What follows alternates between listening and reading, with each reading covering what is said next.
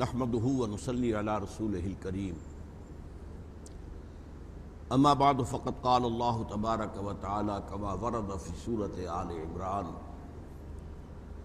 اعوذ بالله من الشیطان الرجیم بسم اللہ الرحمن الرحیم ان الدین عند اللہ الاسلام وقال تبارك وتعالى كما ورد في نفس السورة ومن يبتغ غير الاسلام دينا فلن يقبل منه وقال عز وجل كما ورد في سورة الشورى شرع لكم من الدين ما وصى به نوحا والذي اوحينا اليك وما وصينا به ابراهيم وموسى وعيسى ان اقيموا الدين ولا تتفرقوا فيه وقال جل وعلا كما ورد في سورة النصر اذا جاء نصر الله والفتح ورأيت الناس يدخلون في دين الله افواجا صدق الله العظيم رب اشرح لي صدري ويسر لي امري واحلل عقدة من لساني يفقهوا قولي اللهم ربنا الهمنا رشدنا واعذنا من شرور انفسنا اللهم ارنا الحق حقا وارزقنا اتباعه وارنا الباطل باطلا وارزقنا اجتنابه اللهم وفقنا لما تحب وترضى وتقبل منا فإنك خير المتقبلين آمین یا رب العالمین۔ معزز حاضرین اور محترم خواتین، السلام علیکم ورحمۃ اللہ وبرکاتہ۔ میں آج آپ کے سامنے ایک بہت بڑی بنیادی بات رکھنا چاہتا ہوں۔ وہ بنیادی بات بھی ہے اور اسی کے ذریعے سے ہمیں یہ اندازہ ہو سکتا ہے کہ اس وقت امت مسلمہ کس مقام پر کھڑی ہے اور اس میں جو دینی کام ہو رہے ہیں، مذہبی کام ہو رہے ہیں، ان کی کیا کیا نوعیتیں ہیں، اور اس پس منظر میں جو کام ہم کرنے کی کوشش کر رہے ہیں اس کی امتیازی خصوصیات کیا ہیں، بقیہ کاموں سے کیسے مختلف ہیں۔ تو سب سے پہلی بات تو یہ کہ قرآن مجید کی روح سے اسلام دین ہے، مذہب کا لفظ پورے قرآن میں کہیں نہیں آیا۔ میرے علم کی حد تک احادیث نبویہ میں بھی یہ لفظ نہیں آیا۔ یہ لفظ ہمارے ہاں استعمال ہوا ہے مسلکوں کے بارے میں، جیسے مسلک حنفی، مذہب حنفی، مذہب مالکی، مذہب شافعی، مذہب سلفی، مذہب مالکی، مذہب دین اسلام کے لیے لفظ جو ہے وہ دین ہے، مذہب نہیں ہے۔ اب ان میں فرق کیا ہے یہ بات اچھی طرح سمجھ لیجئے، اور آج کی دنیا میں یہ بات بہت نمایاں ہو کر سامنے آ چکی ہے کہ آج تصور یہ ہے کہ انسانی زندگی کے دو حصے ہیں۔ ایک اجتماعی زندگی ہے، سیاسی زندگی، معاشرتی زندگی، معاشی زندگی، ریاست کا معاملہ، قوانین کا معاملہ۔ ایک انفرادی زندگی ہے۔ مذہب جو ہے وہ انفرادی زندگی سے متعلق ہے۔ ہر شخص کو اجازت ہے وہ جو چاہے مانے، جو چاہے جو ہے بلیو کرے، ایک خدا کو، 100 کو، 10 کو، کسی کو نہیں، جس کو چاہے پوجے، پتھروں کو پوجے، بتوں کو پوجے، درختوں کو پوجے، جو چاہے پوجے۔ اور کچھ ریچولز، سوشل کسٹمز، بچہ پیدا ہوگا تو کیا کریں گے، کیسے سیرمنی بنائیں گے، وہ عقیقہ ہوگا یا بپتسمہ ہوگا وغیرہ وغیرہ۔ کوئی مرے گا تو کیا کریں گے، ڈیڈ باڈی کو ڈسپوز آف کیسے کریں گے، تدفین کریں گے یا یہ کہ اس کو جلائیں گے، یا اسے جیسے آپ کو معلوم ہے پارسیوں کے ہاں کسی اونچے مقام پر رکھ دیں گے کہ چیلیں اور کوے کھا جائیں، کم سے کم ان کی غذا تو بن جائے وغیرہ وغیرہ۔ شادی ہوگی تو کیسے ہوگی، اور عیدیں ہوں گی تو کیسی ہوں گی، تہوار ہوں گے تو کیسے ہوں گے۔ یہ مسئلہ بنتا ہے مذہب۔ اور آج کا تصور یہ ہے کہ پوری دنیا کے اندر یہ بات مانی گئی ہے کہ مذہب میں ہر شخص کو مکمل آزادی ہے، لیکن نظام اجتماعی، سیاسی نظام، معاشی نظام، معاشرتی نظام، قوانین، معاشرتی قوانین، آئلی قوانین، انہیریٹنس لا، یہ ساری چیزیں جو ہیں ان میں سے کسی کا تعلق کسی مذہب سے نہیں، بلکہ یہ ہر ملک کے رہنے والے لوگ جو ہیں وہ خود ساورن ہیں، پاپولر ساورنٹی، حاکمیت عوام، وہ اپنے نمائندوں کے ذریعے سے جو قانون چاہے بنائیں. اس کا نام ہے سیکولرزم. اور آج دنیا میں سارا جھگڑا اسی کا چل رہا ہے. خاص طور پر مغرب جو ہے عالم اسلام کے ساتھ جو اس کا ہے معاملہ یلغار کا، وہ اس ایشو پر ہے. وہ اسلام کے خلاف، بش اگر کہتا ہے کہ ہم اسلام کے خلاف نہیں ہے تو سچ کہتا ہے. اسلام ایز اے مذہب is acceptable to them. Bush کہہ سکتا ہے you have come to America, you have purchase churches turn them into mosques, you have purchase synagogues turn them into mosque. Did we ever object? تم نے لاکھوں افرو Americans کو مسلمان بنا لیا، ہم نے کوئی اعتراض کیا؟ تم روزے رکھتے ہو، ہم وائٹ ہاؤس کے اندر ایک جو ہے جو افطار پارٹی فلوٹ کر دیتے ہیں. تم عیدیں مناتے ہو، ہم یادگاری ٹکٹ شائع کر دیتے. تمہارے مذہب سے ہماری کوئی جنگ نہیں. ہاں، اسلام کا نظام سیاسی، اسلام کا نظام معاشی، اسلام کا معاشرتی نظام، اسلام کے آئلی قوانین، نتھنگ ڈوئنگ، کسی صورت ایکسیپٹیبل نہیں ہے. انہیں ہم نے ختم کر کے رہنا ہے. اور وہ اس وقت کھلم کھلا، اس لیے کہ دنیا یونیپولر ورلڈ بن چکی ہے. اب اسے ڈر نہیں ہے. اس سے پہلے بائی پولر ورلڈ تھی تو ہر سپر پاور کو یہ خیال ہوتا تھا کہ ہم کچھ کہیں گے تو اس کا اثر جو چھوٹے ملکوں پر پڑے گا تو وہ ہمارے دوسرے مخالف کیمپ میں نہ چلے جائے. لہذا سنبھل کر بات کرتے تھے، ڈھک چھپا کر بات کرتے تھے. اب ضرورت نہیں ہے. اب تو یونیپولر ورلڈ ہے، مقابلے میں ہے کون؟ اس لیے وہ کھل کر بات کرتے ہیں. رینڈ کارپوریشن کی رپورٹ آئی تھی 80 صفحات کی، اس میں کھل کر بات کی گئی کہ مسلمان 4 قسم کے ہیں. ایک فنڈامنٹلسٹ جو اسلام کو ایک نظام سمجھتے ہیں، وہ ہمارے دشمن ہیں، ہم نے انہیں ختم کرنا. ایک ٹریڈیشنلسٹ ہیں جو صرف روایاتی اور مذہبی انداز کے اندر کام کرتے ہیں، ان سے ہماری جنگ نہیں ہے اور وہ ہمارے لیے خطرناک بھی نہیں ہے. ان کے سامنے نظام کا تصور نہیں ہے. البتہ کہیں اگر یہ ٹریڈیشنلسٹ جو ہیں یہ فنڈامنٹلسٹ کے نزدیک آ جائیں تو پھر بہت خطرناک ہے، اس لیے کہ ان کے پاس جو ہے عوام تک رسائی کا ذریعہ ہے. ہر جمعے کو ایک جلسہ ہو رہا ہوتا ہے. تیسرے ہیں ماڈرنسٹ، جو آج کل ہمارے ہاں خاص طور پر الیکٹرانک میڈیا کے اوپر جن کو بہت بڑھاوا دیا جا رہا ہے، جو اسلام کی ایسی تعبیر کر رہے ہیں جو مغربی تہذیب کے اندر فٹ ہو جائے. اسلام میں پردہ نہیں ہے، یہ تو ایک خاص وقت کی معاشرت تھی، ایک ثقافت تھی، اسلام میں نہیں ہے. آپ کو معلوم ہے کیا کچھ کہا جا رہا ہے؟ شراب حرام نہیں ہے، شراب پی کے نشے میں دھت ہو جانا حرام ہے، شراب پینا حرام نہیں وغیرہ. تاکہ یہ پورا موسیقی میں کوئی چیز حرام نہیں ہے، رقص میں کوئی چیز حرام نہیں ہے. وہ ساری باتیں جو مغربی تہذیب کے اندر ہیں ان کے لیے جواز دیا جا رہا ہے. ان کے بارے میں کہا گیا انہیں سپورٹ کرو، اور خاص لفظ ہے اس میں کارپوریشن کی رپورٹ میں کہ ان کو خاص طور پر الیکٹرانک میڈیا پر ایکسپوجر دلواؤ تاکہ ان کی بات وہاں تک پہنچے لوگوں تک. مسجدوں میں تو کوئی انہیں گھسنے نہیں دے گا.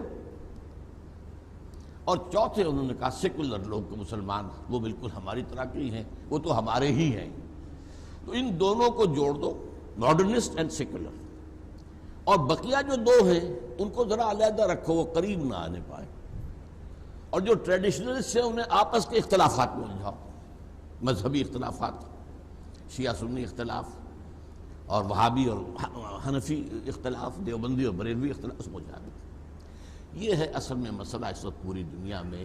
تو اسلام دین ہے، سب سے پہلی بات سمجھنے کی یہ ہے اسلام صرف مذہب نہیں ہے، ہاں مذہب بھی ہے اور دین بھی ہے. اس میں عقائد بھی ہیں، ایمانیات بھی ہیں، اس میں عبادات بھی ہیں، اس میں رسومات بھی ہیں، اس کی اپنی عیدیں بھی ہیں، لیکن ساتھ ہی اس کا ایک سیاسی نظام ہے، اس کا ایک معاشی نظام ہے، اس کا ایک معاشرتی نظام ہے، اس کے آئلی قوانین ہیں، اس کا قانون وراثت ہے، اس کا جو ہے سارا نظام قانون شہادت ہے. یہ ایک مکمل نظام ہے. پہلی بات تو میں نے 2 آیتیں اس حوالے سے آپ کے کوٹ کی ہیں. ان الدین عند اللہ الاسلام، اللہ کے نزدیک دین اسلام ہے. اور اسی سورہ آل عمران میں فرمایا من یبتغی غیر الاسلام دینا فلن یقبل منہ، جو اسلام کے سوا کسی دین کو قبول کرے گا وہ اس سے قبول نہیں کیا جائے گا. تیسری آیت جو میں نے کوٹ کی اب وہ ہے خاص بات. یہ سورہ شورى کی آیت ہے. شرع لکم من الدین ما وصى به نوحا والذی اوحینا الیک، اے مسلمانوں تمہارے لیے ہم نے وہی دین معین کیا ہے جس کی وصیت کی تھی نوح کو علیہ السلام، اور جس کی وحی ہم نے کی ہے اے محمد آپ کی جانب صلی اللہ علیہ وسلم، اور جس کی وصیت کی تھی ہم نے ابراہیم کو اور موسیٰ کو اور عیسیٰ کو، وہ دین اب تکمیلی شکل میں تمہارے سامنے آ گیا ہے۔ الیوم اکملت لکم دینکم واتممت علیکم نعمتی ورضیت لکم الاسلام دینا۔ یہ ہزاروں برس کا جو ایک پروسیس تھا نبوت اور رسالت کا، جو تدریجاً ارتقاء کرتا ہوا آ رہا تھا، اور بالآخر نبی اکرم صلی اللہ علیہ وسلم کی شخصیت مبارکہ پر اپنے کلائمیکس کو پہنچ گیا، دین کامل ہو گیا۔ اب تمہارے ذمہ ہے اس دین کو قائم کرو، نظام قائم کرو، اسی کو آپ کہہ سکتے ہیں اللہ کی حکومت قائم کرو، اللہ کا نظام قائم کرو۔ صرف نماز روزہ نہیں، صرف حج اور عمرہ نہیں، صرف جو ہے عبادات اور سنتیں بھی، مسواک کی سنت ہے، لباس کی سنتیں ہیں، ٹخنے کھلے ہونے چاہیے وغیرہ وغیرہ، یہ بھی ہے، یہ مذہب کا ایلیمنٹ ہے، اس کی بھی پیروی کرنی ہے، اور اس مذہب کے اعتبار سے ہمیں اپنا سینہ کشادہ رکھنا ہے۔ مذہب حنفی، مذہب مالکی، یہ سب جو ہیں اس کے اندر، یہ سب حق ہیں، چاروں ہمارے جو فقہ ہیں وہ حق ہیں۔ اس میں ہم سمجھیں کہ یہ شافعی ہے یہ کوئی اور ہے، اور یہ مالکی ہے یہ کوئی اور ہے میں کوئی اور نہیں، اس کے اندر جو ہے سینہ کشادہ رکھو۔ البتہ دین میں تفرقہ نہیں ہوگا، مذہب میں اختلاف ہو سکتا ہے، تفرقہ یہ ہے کہ ہم کچھ اور ہیں یہ کچھ اور ہیں، تفریق بین الناس، لہذا دین کو قائم کرو۔ اور یہی مضمون 3 دفعہ پھر آیا ہے قرآن مجید میں، جو بھی حضرات میرے دروس وغیرہ سے رکھتے ہیں مناسبت، اس پر میں نے بہت ایمفیسائز کیا ہے کہ حضور کا مقصد بعثت ہی یہ تھا کہ دین کو غالب کرے۔ 3 دفعہ یہ الفاظ آئے ہیں قرآن میں، سورہ توبہ میں، سورہ فتح میں، سورہ صف میں، هو الذی ارسل رسولہ بالہدی ودین الحق لیظہرہ علی الدین کلہ، ایک شوشے کا فرق نہیں ہے اس میں۔ وہی اللہ جس نے بھیجا ہے اپنے رسول کو صلی اللہ علیہ وسلم الہدا، قرآن حکیم، ہدایت کاملہ دے کر، اور دین حق دے کر، دین کامل دے کر، تاکہ غالب کریں اسے پورے کے پورے نظام زندگی پر۔ یہ تھا مقصد جو کہ حضور کی بعثت کا ہے۔ یہ مقصد کسی اور نبی کے لیے قرآن میں نہیں آیا۔ ہر نبی بشیر ہے، ہر نبی نذیر ہے، ہر نبی داعی ہے، ہر نبی مبلغ ہے، ہر نبی معلم ہے، ہر نبی مذکر ہے، یہ ساری صورتیں تو مشترک ہیں۔ یہ الفاظ جو ہیں سوائے حضور کے کسی کے لیے نہیں آئے، اور حضور کے لیے 3 دفعہ۔ اب یہاں میں صرف تھوڑا سا آپ کو جھلک دکھاؤں گا کہ وہ کام حضور نے جو کیا ہے کس قدر جہاں گسل مشقت تھی، وہ 23 برس کی جو محنت ہے، 20 برس کی کہہ دیجئے، اس لیے کہ اندرون ملک عرب اللہ کا دین قائم ہو گیا ہے، اور وہ تو سن 10-11 میں قائم ہو چکا، سن 10 کے اندر، 8 میں بلکہ 9 میں قائم ہو چکا۔ اسی لیے اس کے بارے میں فرمایا اذا جاء نصر اللہ والفتح ورأیت الناس يدخلون فی دین اللہ افواجا، جب اللہ کی نصرت آ گئی اور فتح آ گئی، اور تم نے دیکھا کہ اب لوگ فوج در فوج اسلام میں داخل ہو رہے ہیں، دین اللہ میں داخل ہو رہے ہیں، اللہ کی اطاعت میں آ رہے ہیں، اس نظام کو قبول کر رہے ہیں جو محمد رسول اللہ والذین معہ نے قائم کیا۔ اس کا آپ ہلکا سا نقشہ جو ہے خود اپنے ذہن میں لے آئیے، کیا کیا اس کے اندر حضور کو مشکلات پیش آئیں، کیسی کیسی قربانیاں دینی پڑی، سینکڑوں صحابہ کو جانیں دینی پڑی، جامِ شہادت نوش کرنا پڑا، حضور زخمی ہوئے، 2 مرتبہ آپ کا خون جو ہے وہ مٹی میں جذب ہوا ہے، فاقے آئے ہیں، 3 سال کی نظر بندی ہوئی ہے شیب بنی ہاشم کے اندر۔ یہ سارا دور جو ہے ایک بہت بڑی ریولیوشنری اسٹرگل، اس کے نتیجے میں جاء الحق وزہق الباطل ان الباطل کان زہوقا۔ اب ہوا کیا؟ پورا نظام زندگی اللہ کی اطاعت کے تابع ہو گیا، سیاست بھی اسی کے مطابق ہوگی، معیشت بھی اسی کی ہوگی، سود حرام ہے، جوا حرام ہے، منشیات کا معاملہ حرام ہے، اور جنسیات کے حوالے سے کمائی حرام ہے، وغیرہ وغیرہ۔ یہ سارا نظام جو ہے وہ قائم ہو گیا، اور عصمت و عفت کی حفاظت اور شرم و حیا اور خاندانی نظام کی مضبوطی، یہ نظام قائم ہو گیا، دین قائم ہو گیا، اور اس کے تابع مذہب بھی ہو گیا خود بخود۔ یہ ہے اچیومنٹ ہسٹوریکل، جس کے بارے میں اب میرے پاس وقت نہیں ہے، ورنہ میں گواہی آپ کے سامنے پیش کرتا کہ بڑے بڑے جو ہیں اسکالرز انہوں نے کہا ہے کہ تاریخ انسانی کا عظیم ترین انقلاب محمد نے برپا کیا صلی اللہ علیہ وسلم۔ ایم این رائے، لینن کا ساتھی، لینن کا دوست اور بہت بڑا کمیونسٹ، اس نے تقریر کی تھی لاہور میں 1920 میں، اور کتاب اس کی اب بھی چھپتی ہے انڈیا کے اندر، ہسٹوریکل رول آف اسلام۔ تاریخ انسانی کا عظیم ترین انقلاب وہ تھا جو محمد نے برپا کیا۔ اور آپ نے ابھی سنا ہوگا 20-25 برس پہلے کی بات ہے یہ تو، دی 100 کتاب جو چھپی، A selection and gradation of the 100 most influential personalities of human history۔ تاریخ انسانی میں جن شخصیتوں نے دھارے کا رخ موڑا ہے، اکثر لوگ تو دھارے میں بہتے ہیں، جو نظام ہے اسی میں بہہ رہے ہیں، چلے جا رہے ہیں، جدھر ہجوم جا رہا ہے ادھر جا رہے ہیں، لیکن کچھ لوگ ایسے ہوتے رہے ہیں جنہوں نے رخ موڑا ہے، نہیں نہیں یہ غلط جا رہا ہے، یوں کرو۔ تو ایسے 100 آدمیوں کو سلیکٹ کر لیا پوری ہیومن ہسٹری سے، پھر گریڈیشن قائم کی کہ ان میں سب سے زیادہ کون، ان سے اس کے بعد کون، اس کے بعد نمبر 1 پر لایا حضور کو صلی اللہ علیہ وسلم، حالانکہ عیسائی ہے۔ حضرت عیسیٰ کو نمبر 3 پر لے گیا، نمبر 2 پر نیوٹن ہے، بابا فزکس۔ آج ساری ٹیکنالوجی، سارا جو کچھ ہے، اس کا بابا جو ہے وہ نیوٹن ہے، طبیعیات کا جو ہے مجد سمجھ لیجیے۔ بہرحال اب ہوا کیا کہ حضور کی حیات طیبہ کے 10-11 برس مدینے میں یہ نظام قائم ہوا، اس کے بعد خلافت علی منہاج النبوہ یا خلافت راشدہ کے 30 برس میں یہ نظام کاملتاً قائم رہا۔ حکومت اللہ کی، قانون اللہ کا، شریعت نافذ، اور حکمران مشورے سے منتخب ہوگا، یہ موروثی نہیں ہوگا، یہ بادشاہت نہیں ہے، یہ سارا معاملہ جو ہے، اور امرہم شورا بینہم سے معاملات طے ہوں گے، اتھارٹیرین نظم نہیں ہوگا۔ یہ ساری چیزیں جو ہیں، یہ 40 برس جو ہیں، اس کے اندر ہمارا وہ سنہری زمانہ ہے جس کے اندر کہ دین ایک رہا۔ اس کے بعد حادثہ کیا ہوا؟ ایک یہودی سازش کے نتیجے میں انٹرنل سیبوٹاج ہوا، عبداللہ ابن سبا کی تحریک کے نتیجے میں مسلمانوں کو آپس میں لڑا دیا گیا۔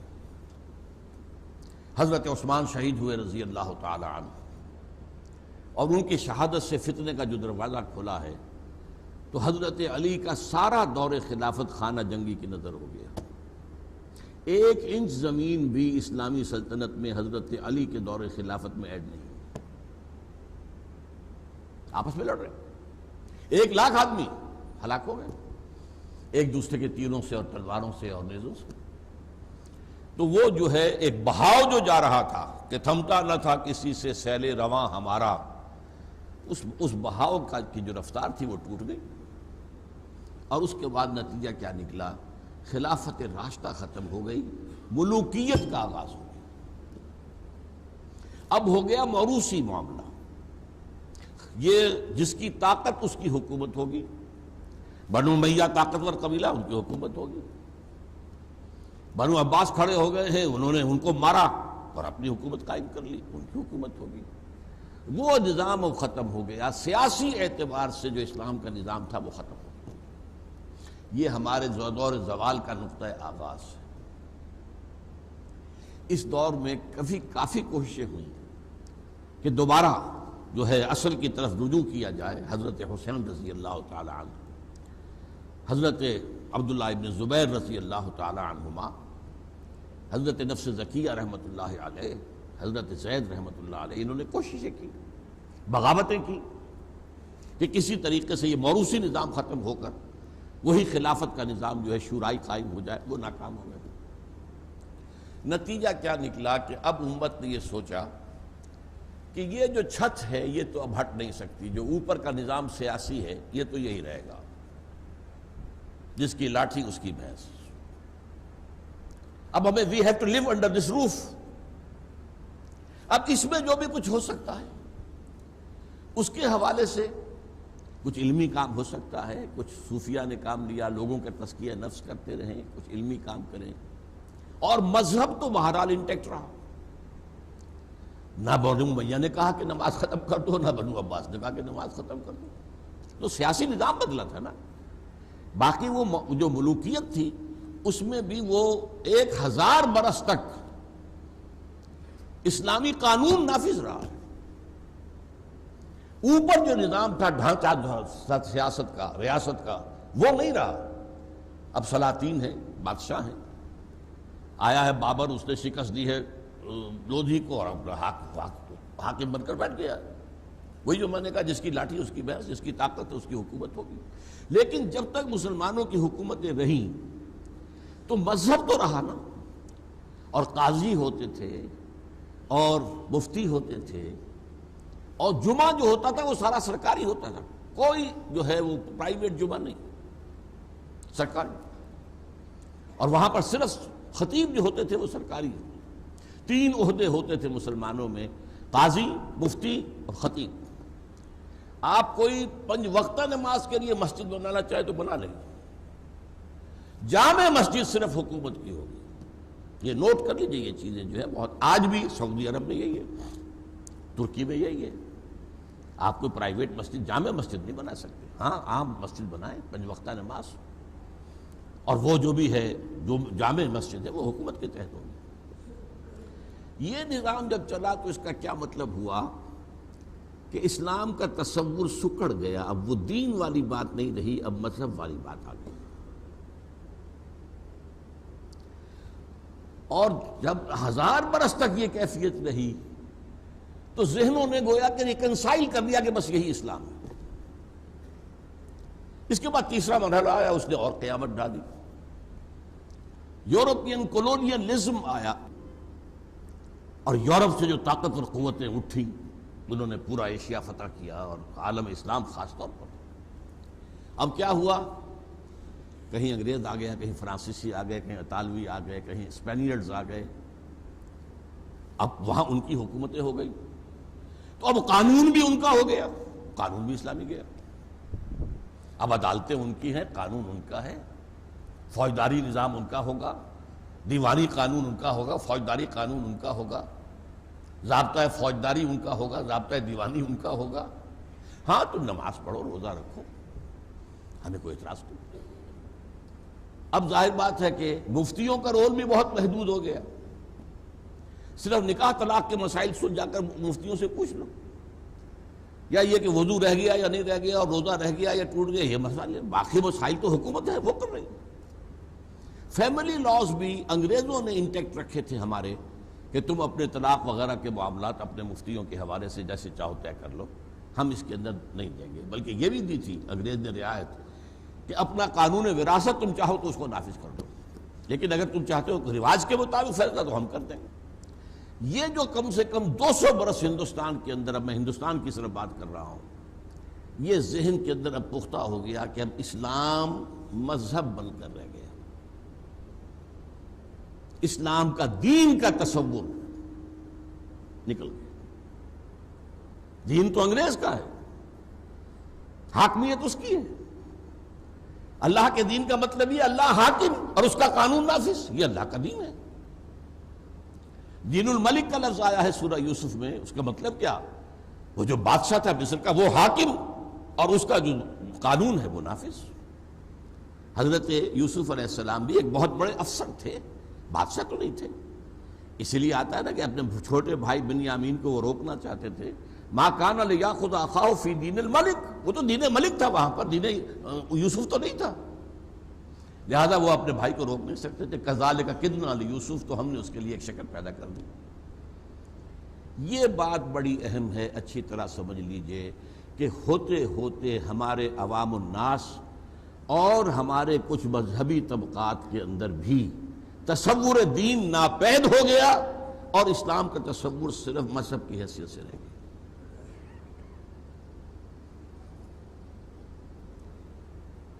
اس کے بعد اب ایک دور آیا، اس جو کولونیل رول آیا تھا اس کے خلاف بغاوتیں بھی کی مسلمانوں نے. مہدی سوڈانی نے سوڈان میں کی، ناکام ہو گئے. امام شامل نے روس میں کی، ناکام ہو گئے۔ عبد القادر جزائری نے الجزائر میں کی، ناکام ہو گئے۔ سنوسی نے لیبیا میں کی، ناکام ہو گئے۔ شہید احمد سید شہید بریلوی رحمۃ اللہ علیہ نے یہاں کی، ناکام ہو گئے۔ لیکن بہرحال انہوں نے تلوار بھی اٹھائی، جنگ بھی کی۔ اس سے پہلے ہمارے جو مجددین تھے انہوں نے نظام کو بدلنے کی کبھی کوئی کوشش نہیں کی۔ عقائد میں کوئی خرابی آ رہی ہے اس کی اصلاح کر دو، لوگوں کے اعمال میں کوئی خرابی آ رہی ہے اس کی اصلاح کر دو۔ دین قائم کرنے کا مطلب ہے حکومت سے ٹکراؤ، اور حکومت مسلمانوں کی ہے، اور اس میں بہت سی حدیثیں ایسی موجود ہیں کہ مسلمان حاکم ہو تو اگر وہ کفر بواح کا حکم نہ دے تو اس کے خلاف بغاوت نہیں ہو سکتی، لہذا کسی نے تلوار نہیں اٹھائی۔ وہ شروع میں 4 حضرت حسین اور حضرت عبداللہ ابن زبیر، حضرت نفس زکیہ، حضرت زید، باقی اس کے بعد کسی نے تلوار نہیں اٹھائی، کسی نے اس ملوکیت کو ختم کرنے کی کوشش نہیں کی، بلکہ یہ اخلاقی اصلاح، علمی کام امام غزالی کر رہے ہیں، امام ابن تیمیہ کر رہے ہیں، اور اگر تصوف میں غلط چیزیں آ گئی ہیں تو شیخ احمد سرہندی اس کی اصلاح کر رہے ہیں۔ وہ اصلاحی تھیں یہ ساری جد و جہدیں۔ البتہ جب کولونیل رول ختم ہوا تو ہمیں یاد آیا کہ بھائی ہمارا بھی تو ایک نظام تھا نا، جب تک ہم دبے ہوئے تھے وہ تو بات اور تھی، اب چلا گیا انگریز یا جا رہا تھا۔ تو جیسے جیسے یہ کولونیل بستر جو ہے لپٹا ہے تو ایک بیداری پیدا ہوئی کہ اسلام ایک نظام ہے، ہمیں اپنا نظام قائم کرنا چاہیے۔ یہ بالکل صحیح سوچ، بالکل صحیح جذبہ، اور یہ پورے عالم اسلام میں پیدا ہوا۔ اور اسی وقت کچھ لوگ سامنے آئے جنہوں نے اس تصور کو زندہ کیا کہ اسلام مذہب نہیں ہے، اسلام دین ہے، اور دین وہ ہوتا ہی تب ہے جب کہ وہ غالب ہو، جب مغلوب ہوتا تو مذہب ہو جاتا۔ امریکہ میں بھی مذہب موجود ہے، بھارت میں بھی مذہب موجود ہے، دین نہیں۔ دین کا سوال اگر اب آپ اٹھائیں گے تو اس کا مطلب بغاوت کر رہے ہیں وہاں کے نظام کے خلاف۔ ویسے آپ تبلیغ مذہب کی کرتے رہیں، نماز روزے کی نصیحت کرتے رہیں، آپ جو چاہیں کریں، لیکن مذہب کے معاملے میں آزادی ہے، دین کے معاملے میں نہیں۔ جو بھی کہتا ہے کہ اسلام ایک نظام ہے، آج بلیر نے کھل کر یہ کہا ہے، وہ فنڈامنٹلسٹ ہے اور ان سے ہماری جنگ ہے۔ جو خلافت کا نام لیتا ہے وہ فنڈامنٹلسٹ ہے، اس کے خلاف ہماری جنگ ہے، ہم ان کو ختم کر کے رہیں۔ یہ صورتحال، لیکن میں جس بات کی طرف آنا چاہتا ہوں وہ یہ ہے کہ اس خیال کو دوبارہ زندہ کرنے کا بدقسمتی سے علماء کے طبقے کے سر پر نہیں ہے، کچھ غیر عالم مفکرین، مصنفین، داعین پیدا ہوئے، ان کے سر ہے۔ ہمارے علماء نے بالعموم اسلام کو مذہب کی حیثیت سے تسلیم کر لیا، اور سارا ایمفیسس اسی پر ہے، عبادات پر ہے، سنتوں پر ہے، اور ساری چیزیں جو ہیں انہی پر ہے، باقی نظام کی بات تو نہیں کرتے، اللہ کی حکومت قائم کرنے کی بات نہیں کرتے۔ ہمارے جو مدارس چلے آ رہے ہیں ان کی تاریخ بھی یہی ہے کہ وہ اصل میں مدارس کیا تھے؟ مسلمانوں کی جب حکومت تھی تو جو چاہیے تھے قاضی، مفتی اور خطیب، ان کو پیدا کرنے کے لیے یہ نظام بنا تھا۔ جیسے آج کل ہوتا ہے سول سروس اکیڈمی، آپ کی حکومت ہے، آپ کو چاہیے نا، آفیسرز چاہیے، سی ایس پی والے چاہیے، اور پروونشل سروس کے لیے چاہیے، مختلف کارڈرز کے لیے چاہیے، ان کے لیے امتحانات لیتے ہیں، ان کے لیے پھر ٹریننگز ہوتے ہیں، ان کے لیے انسٹیٹیوشنز ہوتی ہیں۔ تو یہ سارا نظام جو تھا اصل میں، جس کو ہم کہتے ہیں اسلامی نظام تعلیم، یہ حقیقت میں مسلمان حکومتوں کے دور میں اس وقت کی جو ضروریات تھی، قاضی، مفتی، خطیب، خطیب بھی سرکاری پے رول پر ہوتا تھا حکومت میں، اور ان کے لیے تیار، تو وہ نظام اس کو لے کر چل رہا ہے۔ اس نظام کے اندر وہ بات تو موجود ہے جو ہمارے مجددین کا کام تھا کہ کوئی فتنہ ہو کھڑے ہو جائے، فتنہ انکار حدیث اٹھا، علماء کھڑے ہو گئے اس کو رد کرنے کے لیے، اور فتنہ ختم نبوت جو ہے اس کو ختم کرنے کے لیے غلام احمد قادیانی آیا، علماء سامنے آ گئے۔ تو مذہب، عقائد، عبادات، ان کی تحفظ کے لیے تو علماء کھڑے ہوتے ہیں اور محنت کرتے ہیں، اور آج ایک بہت بڑی تحریک تبلیغی جماعت کی اسی مذہبی تصور کو لے کر چل رہی ہے، بڑے ایک حرکی تصور کے ساتھ. وہ بہت یوں سمجھیے کہ اس کے اندر حرکت ہے، اس میں جو ہے ایک جوش ہے، اور وہ کام کر رہے ہیں. لیکن یہ تصور کہ اسلام دین ہے، اس کا سب سے پہلے آپ کو سراغ ملے گا علامہ اقبال کے ہاں. اب وہ نہ مولوی تھا، حالانکہ اس کی تعلیم بنیادی طور پر بہت اس کے تعلیم و تربیت کے اندر مذہبی دخل حاصل تھا، لیکن بعد میں جب وہ گیا ہے انگلینڈ اور وہاں اس کی جو قلب ماہیت ہوئی ہے، مسلمان کو مسلمان کر دیا طوفان مغرب نے، وہ وہاں سے واپس آیا ہے. تو اب وہ اسلام بتیت دین کا علم بردار بن کر کھڑا. دی ہاتھ سے دے کر اگر آزاد ہو ملت، ہے ایسے تجارت میں مسلمان کا خسارہ. دین ہمارا اسلام جو ہے دین ہے، صرف مذہب نہیں. باقی بعض علماء نے کہا تھا انگریزی عہد میں کہ ہمیں مسلمانوں کو کوئی ایسا کام نہیں کرنا چاہیے کہ ہمارے انگریز حکمرانوں کو تشویش ہو جائے، کیونکہ انہوں نے ہمیں مذہبی آزادی دے رکھی ہے. اس پر فقرہ چست کیا تھا اقبال نے. ملا کو جو ہے ہند میں سجدے کی اجازت، ناداں یہ سمجھتا ہے کہ اسلام ہے آزاد. اسلام کہاں آزاد ہے؟ کہاں اسلام کا قانون؟ کہاں اسلامی حدود؟ کہاں اسلامی تعزیرات؟ کہاں اسلام کا نظام؟ سود بدترین گناہ ہے، اس سے بڑا کوئی گناہ ہے ہی نہیں، اس پر سارا نظام چل رہا ہے. کہاں اسلام؟ یہ تو مذہب ایک حیولہ ہے، مذہب ہے، اس میں عبادات ہیں، عقائد ہیں، ٹھیک ہے، اور رسومات ہیں. عیدین بھی منانی ہے، اگرچہ ہم نے ایک تیسری عید کا بھی اضافہ کر دیا ہے جس کا کوئی ثبوت صحابہ سے نہیں ہے، سلف صالحین سے نہیں ہے. عید الاضحیٰ، عید الفطر، عیدین ہے، مناؤ. بچوں کا عقیقہ کرو. شادی ہوگی تو ایجاب و قبول ہوگا، کوئی فوت ہوگا اس کو دفن کیا جائے گا، کفن دیا جائے گا. یہ سارے کام کرو. اس کی آزادی آج کی دنیا بھی آپ کو آزادی دیتی ہے، کرو. بدترین دشمن اسلام کے وہ بھی آزادی دیتے ہیں، کرو. لیکن اسلام بحیثیت دین یہ ہمارے ذہنوں سے، ہمارے عوام کی 99% اکثریت کے ذہنوں سے نکل چکا.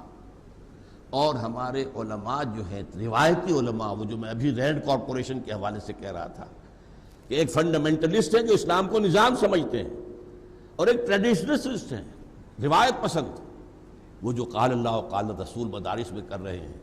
تو ان کا تصور جو ہے اس کے اندر وہی مذہب کا تصور ہے. اس کی دفاع کے لیے وہ کھڑے ہو جاتے ہیں، اور اس کے لیے بڑی تحریکیں بھی چل سکتی ہیں، قربانیاں بھی دیتے ہیں. لیکن اسلام کو بحیثیت دین دوبارہ قائم کرنے کی طرف ان کی توجہ نہیں ہے. اس کے لیے یہ کہ جب اقبال نے آواز اٹھائی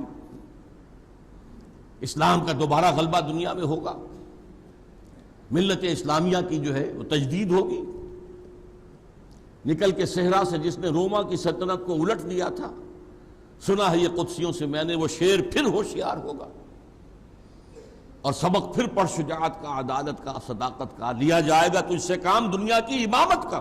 مسلمان کا کام ہے دنیا کی امامت. اللہ کا ماننے والا وہ ہے، اللہ کا نائب وہ ہے، دنیا کی امامت اس کا حق ہے، نہ کہ کفار کا اور مشرکین کا اور ملحدین کا. یہ جو جذبہ تھا اس نے پھر پورے عالم اسلام میں شکلیں اختیار کی تحریکوں کی، کہ اسلام کو ایک نظام کی حیثیت سے قائم کرنے کی جد و جہد کی جائے. انڈونیشیا میں مسجومی پارٹی کا نام آپ نے سنا ہوگا، بہت بڑی پارٹی تھی. یہ جو ہندوستان تھا، جو اب پاک و ہند جسے ہم کہتے ہیں، اس میں جماعت اسلامی مولانا مودودی کھڑے ہوئے اسی بات کو لے کر. اس سے پہلے ابو الکلام آزاد کھڑے ہوئے تھے، حزب اللہ 1913 میں قائم کی تھی. اخوان المسلمون کھڑے ہوئے مصر کے اندر. ان تحریکوں نے کام کیا، اور اس کا اثر آج کیا ہے کہ مسلمانوں کے پڑھے لکھے طبقے میں اب ایک بڑی کثرت کے ساتھ یہ بات پھیل چکی ہے کہ اسلام ایک نظام ہے. It's not only a religion, it's a complete code of life, complete system of life. یہ نظام حیات ہے مکمل. لیکن ان تحریکوں سے بعض ایسی غلطیاں سرزد ہوئیں جس کی وجہ سے یہ تحریکیں کامیاب نہیں ہو سکیں۔ دو غلطیوں کی میں کا اشارہ کروں گا۔ ایک تو انہوں نے ٹیکن فار گرانٹیڈ لے لیا کہ جب ہم مسلمان ہیں تو ایمان تو ہے، یہ بات بہت بڑا مغالطہ ہے۔ اسلام اور ہے، ایمان اور ہے۔ اسلام تو ہمیں موروثی طور پر مل گیا، مسلمان ماں باپ کے گھر پیدا ہو گئے، پیدا ہوتے ہی دانے کان میں اذان، بائیں میں اقامت، اسلام تو مل گیا۔ ایمان تو یوں نہیں ملتا۔ اب پوزیشن تو اصل میں یہ ہے کہ قالت الاعراب آمنا قل لم تؤمنوا ولکن قولوا اسلمنا۔ یہ بدو کہتے ہیں کہ ہم ایمان لے آئے، نبی ان سے کہیے تم ایمان ہرگز نہیں لائے ہو، بلکہ یوں کہو کہ مسلمان ہو گئے ہیں ابھی تک۔ ولما يدخل الایمان فی قلوبکم، ابھی تک ایمان تمہارے دلوں میں داخل نہیں ہوا۔ یہ کیفیت ہے آج امت مسلمہ کی اکثریت کی۔ اب اس پر شاید آپ ناراض ہوں کہ یہ کیا کہہ رہا ہے کہ اکثریت مسلمانوں کی مومن نہیں ہے۔ مسلم ہے۔ اس لیے اکثریت مسلمانوں کی اگر مومن ہوتی تو مسلمان دنیا میں ذلیل و خوار نہیں ہو سکتا تھا۔ وَلَا تَهِنُوا وَلَا تَحْزَنُوا وَأَنْتُمُ الْأَعْلَوْنَ إِن كُنتُم مُؤْمِنِينَ۔ اے مسلمانوں گھبراؤ نہیں، افسوس نہ کرو، ہمارا وعدہ ہے اگر تم مومن ہوگے تو تم ہی سب سے بلند ہوگے۔ تو آج تو ہم بلند نہیں ہیں۔ بلند تو امریکہ ہے، بلند تو برطانیہ ہے، بلند تو یورپ ہے، یورپین یونین ہے، چائنا ہے، رشیا ہے، بلند تو یہ ممالک ہیں۔ G7 G8 G9 G11 G13 G15 وہ لوگ بیٹھتے ہیں اور دنیا کے معاملات طے کرتے ہیں، اور ان میں سے کسی میں نہ G7 میں نہ G15 میں کوئی مسلمان ہے ہی نہیں، نہ 3 میں نہ 13 میں۔ ہماری حیثیت کیا ہے؟ اور آج جو پٹائی ہو رہی ہے امت مسلمہ کی، جو عذاب آ رہا اللہ تعالیٰ کی اجازت سے آ رہا ہے، اللہ کی اجازت کے بغیر تو پتہ تک نہیں جنبش کھاتا۔ کیوں آ رہا ہے؟ ہم مجرم ہیں۔ ہم نے آزاد ہونے کے بعد آج تک کسی مسلمان ملک میں اسلامی نظام قائم نہیں کیا، دین کو قائم نہیں کیا۔ جو آزاد ہوا اس نے یا قبلہ بنا لیا واشنگٹن کو یا بنا لیا ماسکو کو، اسلام کہیں نہیں آیا۔ تو ہم اللہ کے مجرم ہیں، یہ سزا اللہ کی طرف سے ہمیں مل رہی ہے، اور یہ سزا تو جاری رہے گی جب تک کہ اسلام کو ایک نظام کی حیثیت سے قائم کر کے ہم دنیا کے سامنے نمونہ نہ پیش کر دیں اور ہم دنیا کو دعوت نہ دے سکیں۔ Come and see with your own eyes, this is Islam۔ تب ہم شہداء علی الناس، لوگوں پر حجت قائم کر سکیں گے کہ یہ دین ہے اللہ کا جو سچا دین ہے، جو بہترین نظام دیتا ہے انسان کو، جس میں سارے سب کے حقوق کا لحاظ ہے، توازن ہے، اعتدال ہے، جس میں پوری جو ہے کفالت عامہ کا نظام بھی ہے۔ خلافت راشدہ میں بچے کا پیدا ہوتے ہی اس کا وظیفہ مقرر ہو جاتا تھا۔ زکوٰۃ کے نظام کے تحت جو ہے سوشل سیکیورٹی، اور وہ سوشل سیکیورٹی جو آج آپ کو نظر آ رہی ہے اسکینڈینیوین کنٹریز میں، وہ مسلمانوں میں تھی۔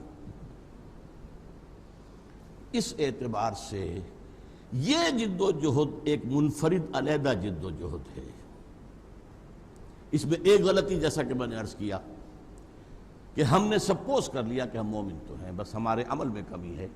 اچھا بھائی مسلمانوں عمل کرو عمل کرو عمل کرو عمل کرو، یہ نہیں دیکھا کہ اندر تو یقین والا ایمان تو ہے ہی نہیں۔ ایک لیگل ایمان ہے، verbal attestation, I testify there is no God except Allah and I testify that Muhammad is his messenger and servant۔ مسلمان ہو گئے، لیکن اس پر دل میں یقین پیدا ہو جانا زمین و آسمان کا فرق ہے۔ یقین پیدا کرے ناداں یقین سے ہاتھ آتی ہے، وہ درویشی کے جس کے سامنے جھکتی ہے فغفوری۔ تو ہندوستان میں میں نے 3 آدمیوں کا نام لیا ہے، اقبال، ابوالکلام آزاد۔ اقبال مرد میدان تھے ہی نہیں، وہ مفکر تھے صرف، he was not a leader۔ اس نے فکر دیا ہے اور اس میں کوئی شک نہیں کہ بہت بڑا دیا ہے۔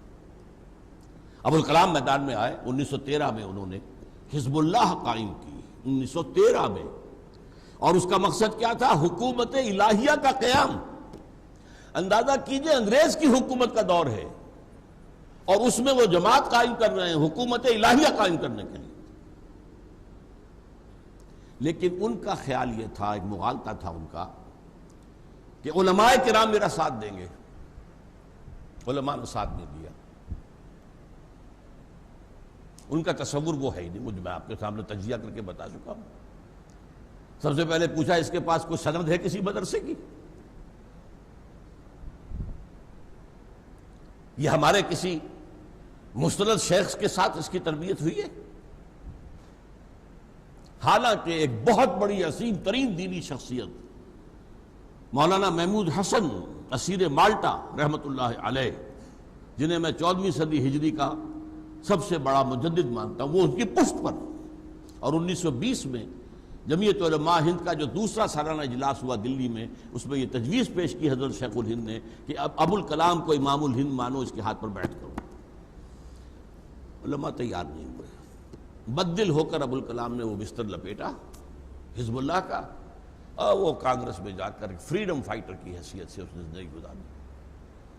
تو میں کہا کرتا ہوں مجھے دلچسپی ابو الکلام سے ہے 1912 سے 1920 تک کا Abul Kalam, not after that.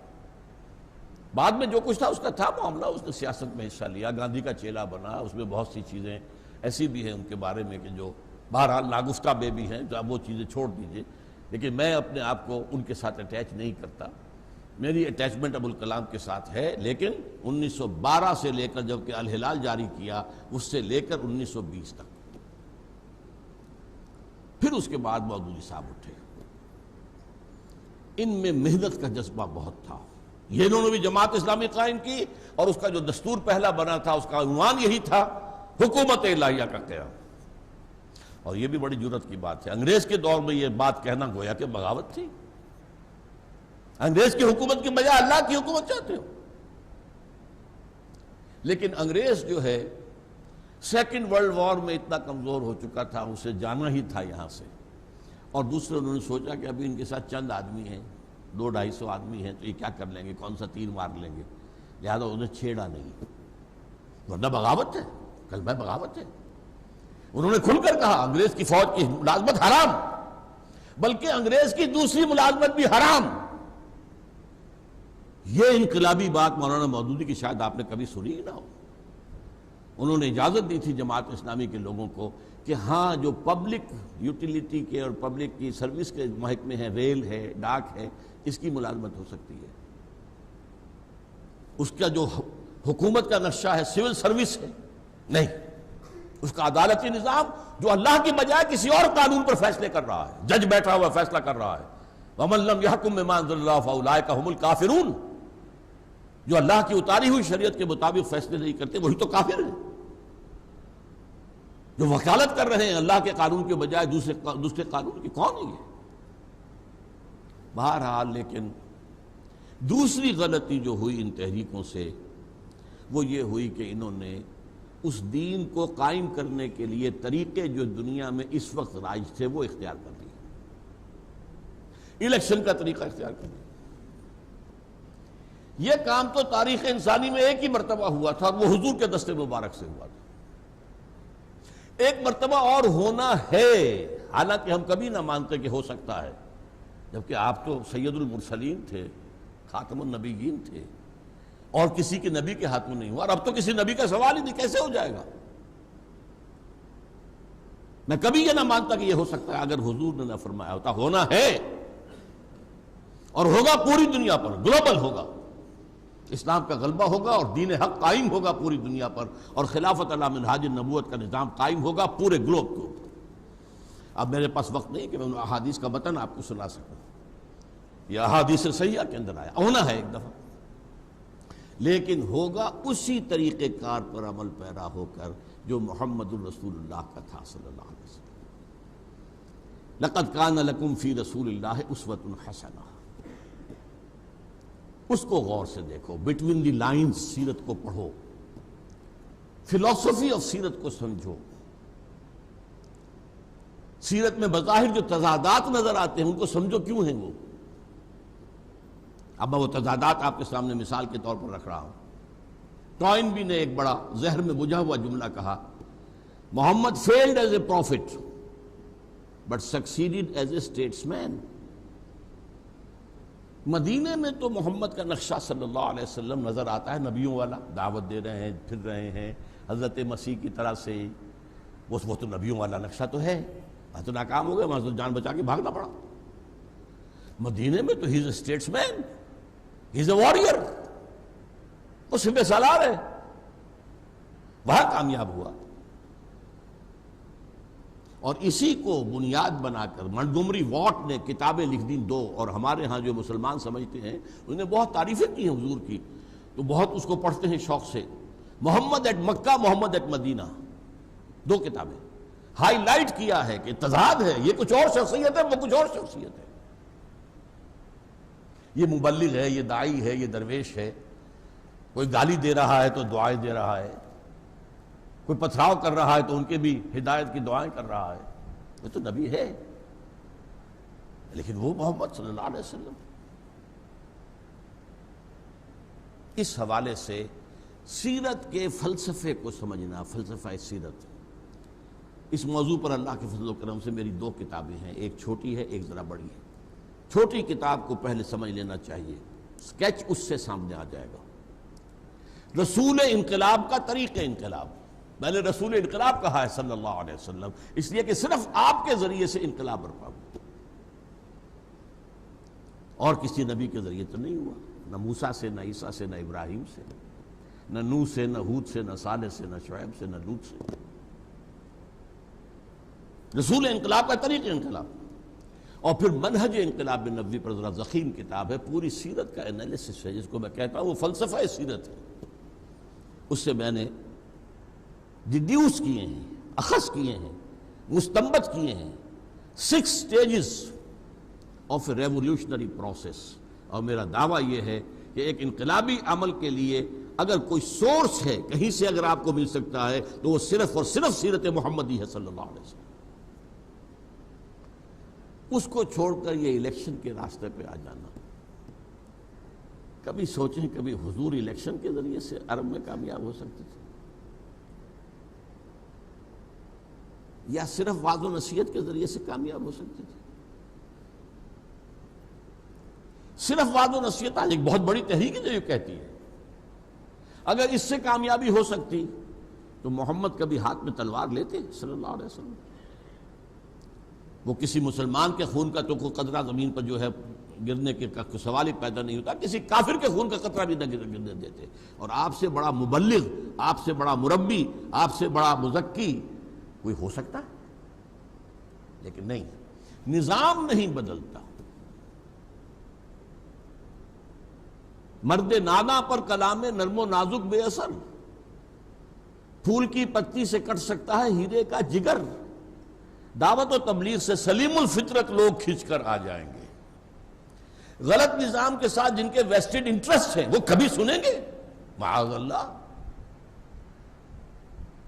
جاگیردارانہ نظام کے خلاف بات کر کے تو دیکھیے۔ صورتحال یہ ہے، اس لیے انتخابات کے ذریعے سے اور بحث دعوت و تبلیغ کے ذریعے سے یہ کام نہیں ہو سکتا۔ ہاں، دعوت و تبلیغ سے انفرادی اصلاح بہت سے لوگوں کی ہو جائے گی، وہ مذہب پر زیادہ کاربند ہو جائیں گے، پہلے شیو کر رہے تھے اب داڑھی رکھ لیں گے، پہلے ان کی شام سینما میں یا کہیں اور کلبوں میں بسر ہوتی تھی، اب وہ کہیں مسجدوں کے اندر اور کہیں کسی اپنے حلقہ دعوت اور تبلیغ میں صرف ہوں گی۔ یہ انفرادی زندگیوں میں تبدیلی آئے گی، آئی ہے، اس کا انکار کرنا تو غلط ہے، لیکن نظام نہیں بدلتا جب تک کہ ایک انقلابی تحریک نہ ہو اور اس کا نقشہ جو ہے وہ حضور کی سیرت سے اخذ نہ کیا جائے۔ چنانچہ اس کو بھی ایک اہم قول ہے امام مالک رحمۃ اللہ علیہ کا، لن یصلح آخر هذه الامہ الا بما صلح به اولها، اس امت کے آخری حصے کی اصلاح نہیں ہو سکے گی مگر صرف اسی طریقے سے جس سے کہ پہلے حصے کی اصلاح ہوئی تھی۔ یہ آخری اور پہلی کی بات جو ہے وہ ایک اور حدیث کے حوالے سے سن لیجئے، میں پورا متن یاد ہے مجھے، میں سنا سکتا ہوں لیکن وقت کی کمی ہے۔ حضور نے اپنے دور سے لے کر قیامت تک 5 ادوار گنائے ہیں۔ یہ نعمان ابن بشیر رضی اللہ تعالی عنہ کی روایت ہے اور مسند احمد ابن حنبل میں ہے۔ پہلا دور نبوت حضور موجود تھے، فرمایا میں رہوں گا موجود جب تک اللہ چاہے گا، پھر اللہ مجھے اٹھا لے گا، دور نبوت ختم ہو جائے گا۔ پھر خلافت علی منہاج النبوہ، وہ جو میں نے کہا 30 برس تک خلافت، وہ عین نبوت کے نقش قدم پر، عین مین وہی نقشہ، کوئی اس میں بال برابر فرق نہیں۔ پھر تیسرا آئے گا ملوکیت، ملکن عاضن، ظالم بادشاہ، یہ بنو امیہ کے بادشاہ جن کے زمانے میں آپ کو معلوم ہے حضرت حسین کتنے بڑے اپنے عزیزوں کے ساتھ جو ہے شہید کیے گئے ہیں، اور سینکڑوں تابعی شہید کیے گئے ہیں۔ واقعہ ہررا ہوا ہے، 3 دن کے لیے مدینے کو تخت و تاراج کیا گیا ہے۔ یہ سب کیا ہوا ہے؟ کہنے کو تو وہ خلفاء تھے، خلفاء بنو امیہ بادشاہ تھے، ملکن عاضن، کاٹ کھانے والی ملوکیت۔ پھر فرمایا چوتھا ملکن جبرین، پھر غلامی والی ملوکیت آئے گی۔ عجیب ہے، ایک دور وہ آ گیا کہ اب ہماری حکمران تھی ملکہ وکٹوریہ، پہلے چلیں مغل تھے یا خلجی تھے یا لودھی تھے یا سادات تھے یا غلامان تھے، یہ مسلمان تو تھے نا۔ اور ان کے زمانے میں جیسا کہ میں بتا چکا ہوں قانون تو مسلمانوں کا نافذ تھا، مفتی حضرات تھے اور قاضی حضرات تھے، جمعے کا نظام تھا، یہ تھا۔ لیکن اب کیا ہوا؟ اب انگریز آ گیا، اب حکومت ملکہ وکٹوریہ تھی۔ یہ ہوئی ملوکیت غلامی کی۔ پھر فرمایا ثم تکون خلافت علی منہاج النبوہ، پھر ایک دور آئے گا خلافت علی منہاج النبوہ کا، 5واں دور یہ آنا ہے، آ کر رہے گا۔ اس کی احادیث جو ہیں وہ صحیح موجود ہیں، اور ہم نے ایک کتاب جو اس پہ شائع کیا وہ نوید خلافت کے عنوان سے، اور لاکھوں کی تعداد میں جو ہے اسے پھیلایا ہے، پھر کبھی یہاں پر بھی آپ کو پیش کر دیا جائے گا۔ وہ احادیث بڑی ضروری ہے، کیونکہ موجودہ حالات میں ہر مسلمان جو ہے ڈرا ہوا ہے، اسلام کا کیا مستقبل ہے، مسلمانوں کا کیا مستقبل ہے، مسلمان پٹ رہا ہے، ہو گیا مانند آب ارزاں مسلمان کا لہو۔ کیا ہو رہا ہے؟ اے اللہ ہم کم سے کم تیرے نام لیوا ہیں، اے اللہ ہم تیرے نبی کے شہدائی ہیں، ہمارا یہ حال؟ رحمتیں ہیں تیری اغیار کے کاشانوں پر اور برف گرتی ہے تو بیچارے مسلمانوں پر۔ بھائی کیا عیسائی مسلمان ہیں؟ یہ کیوں ہو رہا ہے؟ یہ میں نے جیسا کہ عرض کیا تھا، یہ اللہ کا عذاب ہے۔ تم نے ہمارا دین قائم نہیں کیا، ان اقیم الدین، ہم نے تو تمہارے اوپر لازم کیا ہمارے دین کو قائم کرو۔ ہاں مذہب میں اختلاف ہو جائے کوئی حرج نہیں ہے، ہاتھ یہاں باندھ کے نماز پڑھ لو کوئی حرج نہیں، ہاتھ کھول کے نماز پڑھ لو مالکیوں کی طرح کوئی حرج نہیں، کیا فرق پڑ جائے گا؟ چند منٹ تاخیر سے روزہ کھول لو، کیا فرق پڑ جائے گا؟ باقی یہ کہ دین ایک ہے کہ حاکم اللہ اور اس کا قانون وہی قانون ملکی ہوگا، land, law of the land, اس کو قائم کرو۔ یہ جو تحریکیں ہیں ان میں ہمارا اب حصہ جو ہے، اب اس تحریک کو لے کر ہم چل رہے ہیں۔ تو میں نے کہا تھا کہ آپ کے سامنے بنیادی بات بھی آ جائے گی ہماری، اور یہ کہ دوسری دینی جماعتوں سے یا حلقوں سے جو کوشش ہم نفی نہیں کرتے، ہر ایک اپنے رنگ میں کوشش کر رہا ہے، اور جیسا کہ میں نے کہا ہے دینی مدارس کے ذریعے سے جو علماء ہیں وہ جب کبھی کوئی فتنہ کھڑا ہوتا ہے اسلام کے خلاف تو سینہ سپر ہو جاتے ہیں، انہی کی قیادت میں ختم نبوت کی تحریک چلتی ہے، اور قادیانیوں کو غیر مسلم قرار دیا جاتا ہے، اور کس کے ہاتھوں؟ بھٹو کے ہاتھوں کروایا جاتا ہے۔ لیکن یہ ہے کہ وہ دین کو قائم کرنے کا معاملہ وہ ذہن و صفت نہیں ہے، اوجل ہے۔ اسلام کا تصور ایک مذہب کی حیثیت سے ذہنوں میں بیٹھ گیا ہے، اس کو تو سینے سے لگا رکھا ہے، اللہ کا شکر ہے۔ اور یہ بھی علماء کرام کا پاک و ہند کے مسلمانوں پر بہت بڑا احسان ہے کہ مذہب کا وہ سٹرکچر انٹیکٹ رہا، مسجدیں بنتی رہیں، آباد ہوتی رہیں، علماء ملتے رہے، ورنہ آپ کو بہت معلوم ہے بہت سے مسلمان ممالکوں میں صفائی ہو گئی، بالکل کولونیل رول کے اندر آ کر وہ حالات جو ہیں بالکل بدل گئے۔ اس کے لیے جیسا کہ میں نے عرض کیا ہے اب ہماری اس تحریک کے دو حصے ہیں. پہلا حصہ یہ ہے اس جیسا کہ میں نے کہا ایک مغالطہ ہوا، اس مغالطے کی اصلاح کی کوشش. پہلے دلوں میں یقین والا ایمان پیدا کرو، صرف وربل ٹیسٹیمنی نہیں،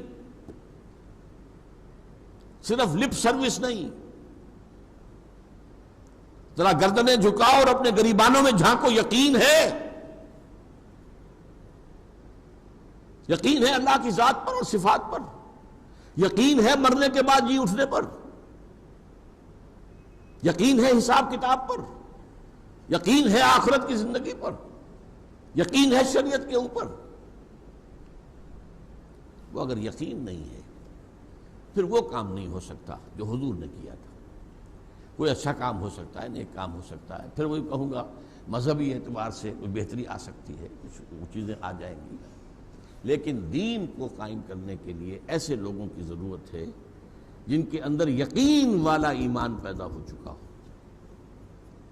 اور اس کا منبع اور سرچشمہ صرف اور صرف اور صرف قرآن. قرآن کے ذریعے سے وہ یقین پیدا کیا ہے. اتر کر حرا سے سوئے قوم آیا اور ایک نسخہ کیمیا ساتھ لایا. هو الذی ينزل علی عبدہ آیات بینات لیخرجکم من الظلمات الی النور. وہی تو ہے اللہ جس نے اپنے بندے کے اوپر آیات بینات نازل کی ہیں تاکہ ان کے ذریعے سے تمہیں اندھیروں سے نکال کر روشنی میں لے آئے. شرک کے اندھیرے، الحاد کے اندھیرے، ان تمام اندھیروں سے نکال کر میٹیریلزم ہے اور دوسرے ازم ہیں، ان سب سے لاجیکل پازیٹیوزم ہے، ڈاروینزم ہے، مارکسزم ہے، ان سب اندھیروں سے نکال کر اور ایمان کی روشنی میں لانے والی چیز اللہ کی کتاب. لیکن وہ کب؟ صرف تلاوت کرنے سے نہیں ہوگا. صرف تلاوت کریں گے تو ثواب تو ہو جائے گا، ثواب ملے گا. آپ نے وقت نکالا ہے، آپ بیٹھے ہیں قرآن پڑھ رہے ہیں، یہی وقت آپ کسی اپنی دنیاوی جو ہے کام میں لگا سکتے تھے، آپ نے لگایا تو ایک اجرت تو ملے گی، اجر تو ملے گا. اس سے ایمان پیدا نہیں ہوگا. ایمان پیدا ہوگا قرآن کو اپنی آنکھ سے اس کی زبان میں پڑھ کر. اپنی آنکھ سے پڑھنے کا مطلب کیا ہے؟ not through the eyes of a translator. آپ نے قرآن کا ترجمہ پڑھا، یہ آج پڑھ لی پھر ترجمہ دیکھ رہے ہیں، تو ترجمہ کس نے کیا؟ مترجم نے کیا. For you it's a second hand knowledge. اور ترجموں میں پھر اختلافات بھی ہیں.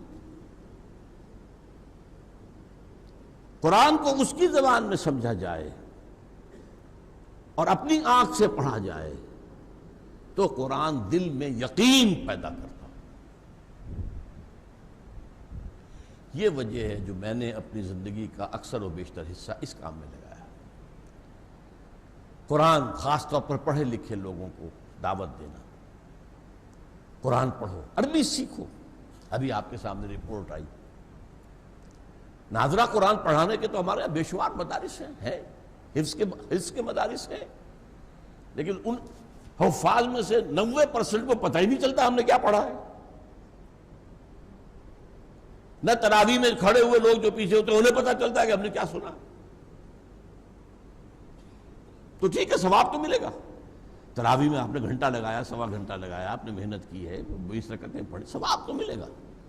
لیکن اس کا وہ افادہ جو قرآن سے ہونا چاہیے کہ قرآن آپ کے اندر آگ پیدا کر دے، وہ جذبہ پیدا کر دے کہ ان صلاتی و نسکی و محیای و مماتی للہ رب العالمین، میری نماز اور میری قربانی اور میری زندگی اور میری موت سب اللہ کے لیے.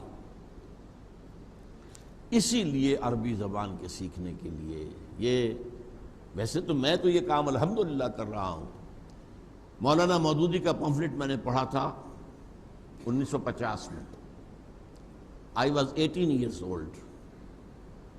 شہادت حق کے نام سے ان کا کتاب سے آج بھی موجود ہے، پڑھیں.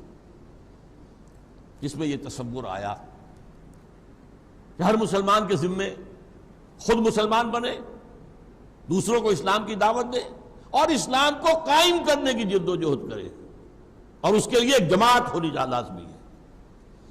یہ سبق میں نے 1950 میں پڑھا تھا، الحمدللہ اپنے پورے زمانہ طالب علمی میں، اور اس کے بعد سے لے کر آج تک اس پر عمل پیرا ہوں۔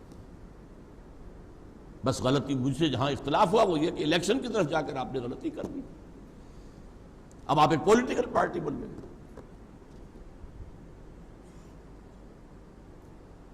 اس حوالے سے میں نے پھر وہ تو کام میں ہمیشہ کرتا رہا، لیکن یہ کہ خاص طور پر 1965 میں منتقل ہوا تھا لاہور ود اے ریزولو کہ اب مجھے وہ تحریک خود اپنے بل پر، جو بھی صلاحیت اللہ نے دی ہے۔ پہلے میں انتظار کرتا رہا، جماعت اسلامی سے بعد بڑی بڑی شخصیتیں بھی علیحدہ ہوئی تھیں اس زمانے میں، مولانا امین حسن اصلاحی، مولانا عبد الجبار غازی، مولانا عبد الغفار حسن، ابھی حال ہی میں انتقال ہوا ہے، اللہ تعالیٰ ان کی مغفرت فرمائے۔ بڑے بڑے لوگ تھے، شیخ سلطان احمد صاحب تو غالباً ابھی باقید حیات ہیں، اللہ تعالیٰ انہیں زندہ دے، زندگی اور دے اور صحت دے۔ تو کوشش میں کرتا رہا، یہ لوگ علیحدہ ہوئے ہیں اسی اس ایشو پر، تو یہ جماعت بنائیں، لیکن نہیں بنا سکے۔ تو پھر میں نے کہا ٹھیک ہے، ہر ایک کو اپنی موت قبر میں جانا ہے، جواب دینا ہے۔ تو پھر میں نے 1965 میں فیصلہ کیا کہ اب میں لاہور جا کر اس کام کا آغاز کرتا ہوں، اور پہلا کام وہی قرآن کا پڑھنا پڑھانا، خیرکم من تعلم القرآن وعلمہ۔ لیکن ہمارا یہ قرآن کو پڑھنا پڑھانا روایتی نہیں ہے، صرف حصول ثواب کے لیے نہیں ہے، یہ ہمارے اس پورے ریولوشنری پروسیس کا نقطہ آغاز ہے کہ اس کے ذریعے سے پہلے ہمارے اندر انقلاب آئے، ہمارے اندر انقلاب آئے، ایمان پیدا ہو، یقین والا ایمان، برننگ فیتھ۔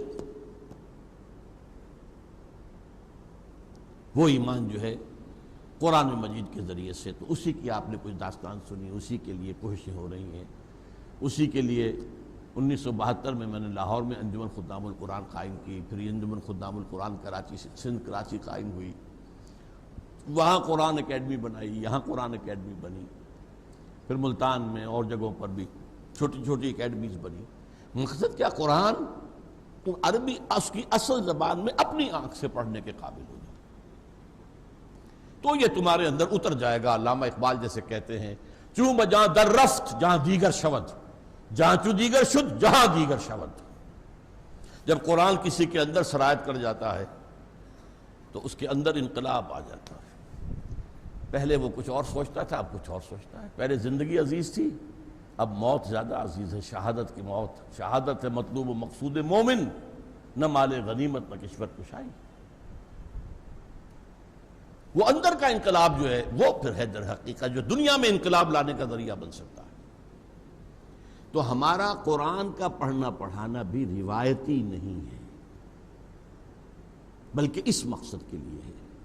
یہ وہی منہج انقلاب نبوی کا حصہ ہے کہ آپ کیا کرتے تھے؟ یتلو علیہم آیاتہ ویزکیہم ویعلمہم الکتاب والحکمہ۔ The starting point of that process of revolution was یتلو علیہم آیاتہ، آیات خدا بندی پڑھ کر سنانا لوگوں کو۔ اچھا، ان کا معاملہ کیا تھا؟ صرف سنانا کافی تھا، کیونکہ زبان سب کی عربی، قرآن عربی میں، اس پر درس دینے کی ضرورت نہیں تھی۔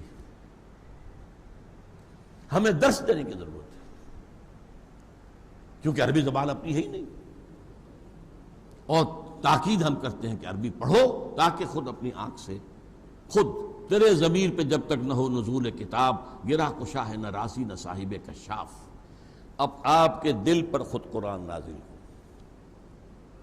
دوسرا کام، جن لوگوں کے اندر یہ ایمان کی کیفیت پیدا ہو جائے، اور اس کا ثبوت کیا ہوگا؟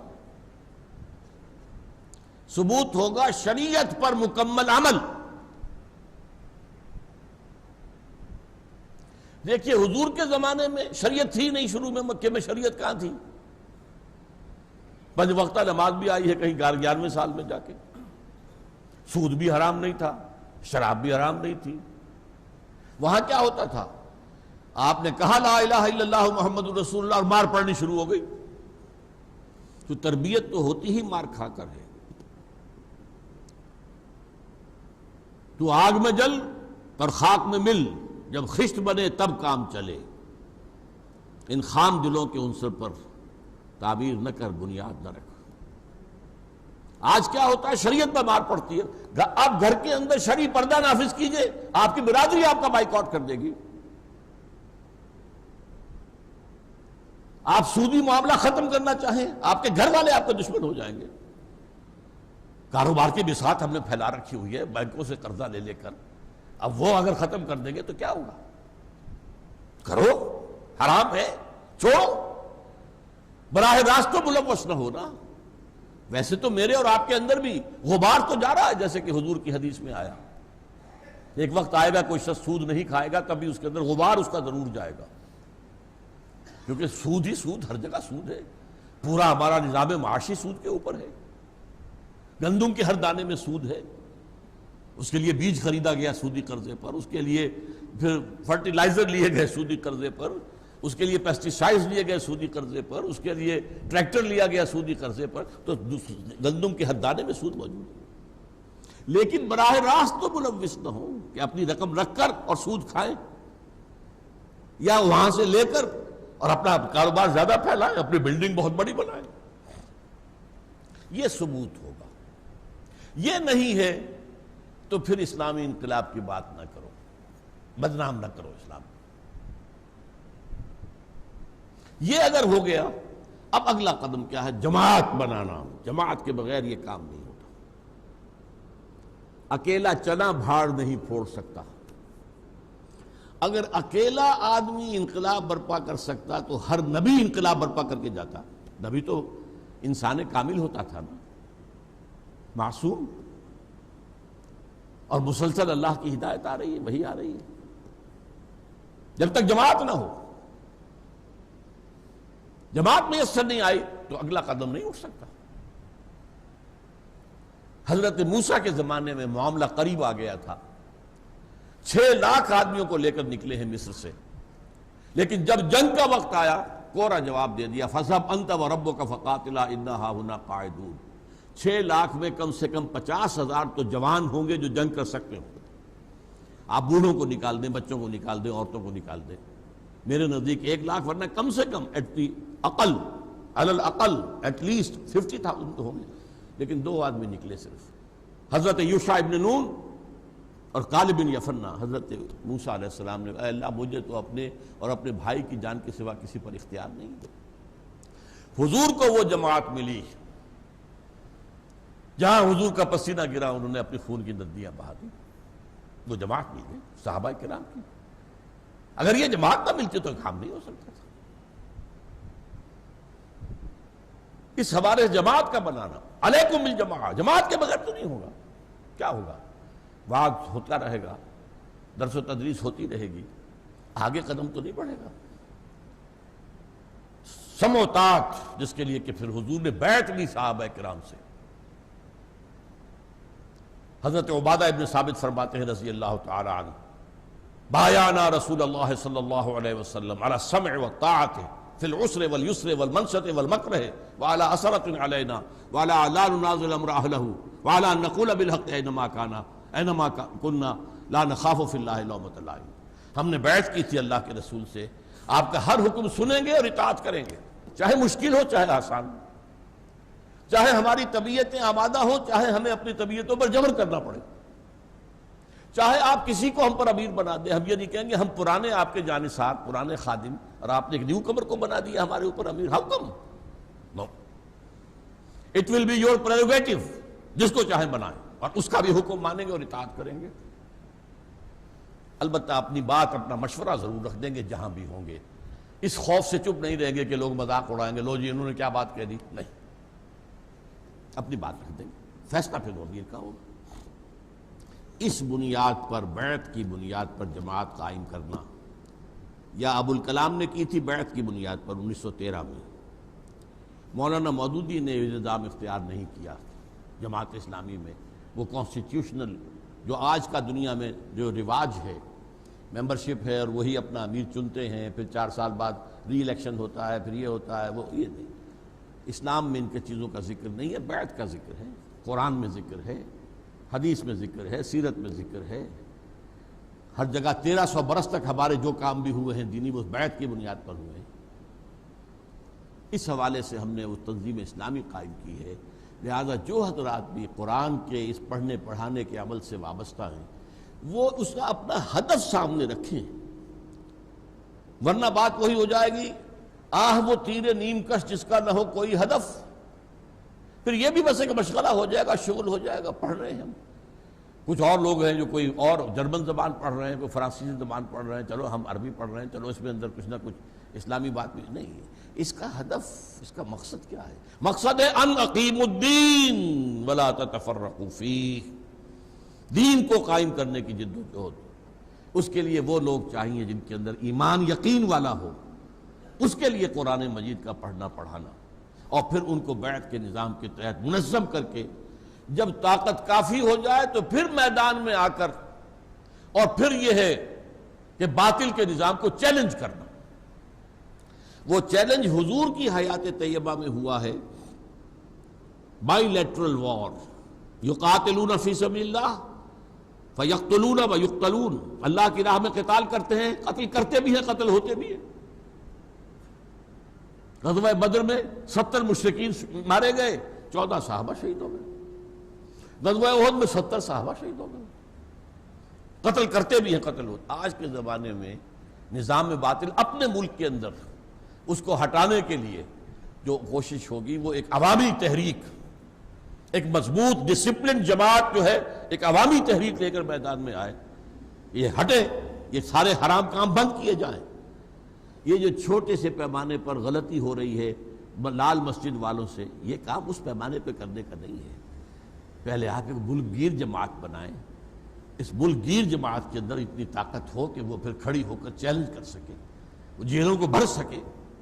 وہ جو ایک عوامی سیلاب آتا ہے، جس سے یوکرائن کے اندر انقلاب آیا ہے، جس سے جارجیا میں انقلاب آیا ہے، جس سے لیٹن امریکہ میں انقلاب آتا ہے، جس کے نتیجے میں نیپال کے بادشاہ کو جھکنا پڑا ہے، جس کے نتیجے میں کرغیزستان میں انقلاب آیا ہے، وہ ایک عوام کا بہاؤ، عوام کا ریلا جو اسلام کے لیے جان دینے کے لیے تیار ہو چکے۔